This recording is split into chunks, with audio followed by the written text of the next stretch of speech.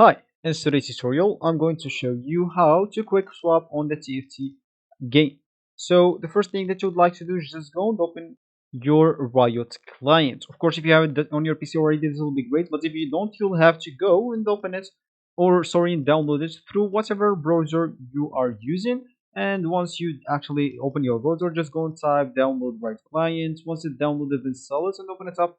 And once you do that, when you open it up, you will find, of course, you can just go and open it with your startup menu, type simply Riot client, you will find it there. Click on it to open. For me, it's already open. Here you will find normally your game that's already installed. Of course, if you don't have any TFT already installed, you can just go down here and install it.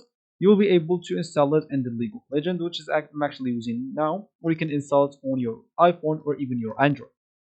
Of course, here, once you open this up, as you can see, you will find your texture like this. I'm already in a game now to show you how to a quick swap, but of course, for you will have to go and find the game, and once you find the game, you will have to start playing the rounds one by one. So, of course, let's just wait for this round until it's finished to show you how to quick swap between champions on TFT. So, the timer will end now, and yeah, that is gonna be my board now.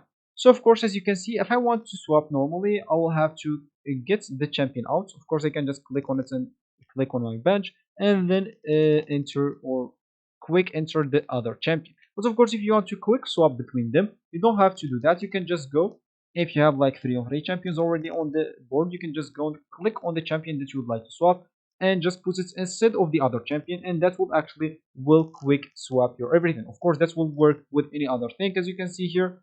And here we go, you will be actually good to go. So this is actually for this tutorial. I hope you like it. Thank you guys for watching, and goodbye.